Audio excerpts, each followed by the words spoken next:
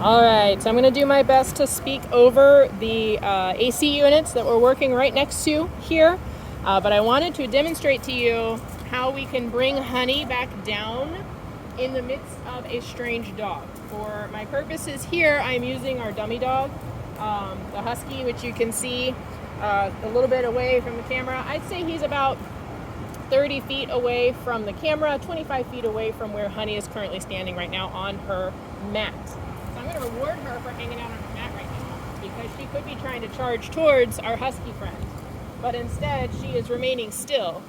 And notice that I am delivering cookies. Well, you might not be able to see, it's just out of frame, but I am delivering cookies onto the mat. This does two things. One, it makes the mat the source of the reward. Two, it encourages her to sniff and smell in her immediate vicinity. This is the ultimate goal. Whenever we have a dog that is reactive to visual stimulus, we want them to start using their other senses to bring themselves back down from the initial reaction that they have. Yep, good girl, when they see something strange or new. Because smelling, one, is a much more immediate sense. She has to smell things that are immediately next to her, which brings her back, just like we would want to practice mindfulness and stay present and not worry about the past or the future. That dog is in the future right now. That dog is so far away that she doesn't need to be concerned with any immediate consequences from that distance. But leashed dogs like to worry about what's going to happen next. So that's why we're seeing this reactivity from her. She sees something that she cannot get to immediately, and so she starts to react based on the kind of what if scenario in her head. She's already anticipating the greeting, the pets, or yelling, or running, or jumping, or bouncing. In the other dog's case, the sniffing or yelling back and barking, things like that. Yep, so we want to help her practice other more immediate sensory behaviors. Yep, good girl. Good job. And now we have a real life exercise on our hands because we have a tiny dog. Yeah, good girl. So I have moved Honey. Luna's the little dog actually barking right now. I have moved Honey out of sight of the other dog that is currently reacting to the Husky. Surprise, surprise, yep. The thing to do, if you know that Honey is going to become overwhelmed visually, is to create a visual barrier. And that is what I have done here and now. We are behind the AC units and actually around a corner of the building. So she can no longer see the dog that she is hearing bark right now. Yep, good girl. Good job. And she is actually showing a lot of calm behaviors. I'm just going to describe what I'm seeing from her right now. Yep, she is standing still and just looking up. Yeah, now she's sniffing, and that's what I want. So I'm going to deliver cookies on the ground. That creates an immediate reward for the sniff, which is going to encourage her to practice it more. That's good girl. So this is another version of the stop, the stopping that I think you're kind of looking for from her right now. Because she is a doer right now. Honey is a doer. She definitely wants to express herself and get involved in things. And so this is one way to teach her to just stop and literally smell the roses or the mulch or the pine. Yeah, that's good girl. In her immediate surroundings so that she's not constantly trying to charge towards something that she doesn't necessarily have to worry about. Yep, good girl. So you notice she's kind of stopped and staring away from me. She's checking out that area that the dog was. The dog's gone. She can't see it anymore.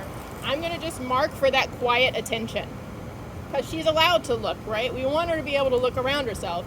We just don't want the yelling and the tugging and the lunging that follows the look. So if you mark for the look before it becomes a look, tug, yell, then that's going to encourage her to check back in with you, which is another good decision, and you can reward for that.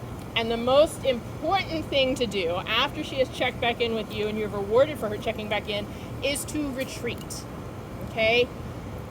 Now keep in mind that this dog that's in frame right now is a dummy dog, so it's not going to make any poor choices. It's not going to try and charge us or yell at us or bite at us. So if I wanted to right now, I could let Honey go and approach it and say hello and greet it the way that she might want to greet it. In a real life scenario, you don't ever know how that other dog is going to feel about Honey saying hello, especially with as enthusiastic as Honey gets right now about other dogs. So the most valuable tool in your arsenal when you are dealing with a strange dog or a strange human and trying to not get Honey to react is to move away. Move away from the reaction, away from the distraction, and continue to reward Honey for moving with you. You can deliver treats on the floor, you can deliver treats from the hand, as long as you are building distance from the distraction here. Yep, good girl, good job. We successfully did this today, now with 2 dogs. And the initial exercise was with another leash dog who I have worked with previously and whose owner kind of knows some of these tools. And that dog, I'm going to point it out to you, that dog was over by the trash can. That's as close as we got to a strange dog today. Honey was able to move up the walkway, which is just off frame here. So you see where the long grass ends. That's as close as we got to the other dog. With Honey staying quiet, she was definitely interested and at certain points was pulling away from me on the leash. All of that is okay in my book, as long as she's not doing it uncontrollably. If she's not trying to pull me off my feet and she's not yelling while she's doing it, I consider that a criteria for success. She's allowed to get curious enough to move to the end of the leash, as long as she makes the ultimate right decision, which is to then turn away from the other dog to sniff the ground or to check in with me, and then we can retreat. Okay? Let me know if you have any questions about this exercise in particular. It is best to do this in short, sweet bursts. So if you're working in your front yard, for example, and just kind of watching pedestrians go by, give Honey breaks in the house in between each successful rep. Like, try to get 2-3 disengagements from her, 2-3 moments of her not reacting, yep, and then checking in with you. And then get her out of there, get her into the house, let her play with a toy, give her some rough love, rough her up a little bit, give her some pets before you continue, because this exercise can be incredibly frustrating, especially for a young dog, yep, who's very eager to interact and say hello to people, okay? She has done really well during her visits with us this past couple of weeks. I hope that you have enjoyed your trip, and I hope that these have given you some tools to help, this and the auto sit have kind of given you some tools to help Honey just stop, okay? I think that we could definitely get on board with some continued stay and train sessions to work on duration of behaviors.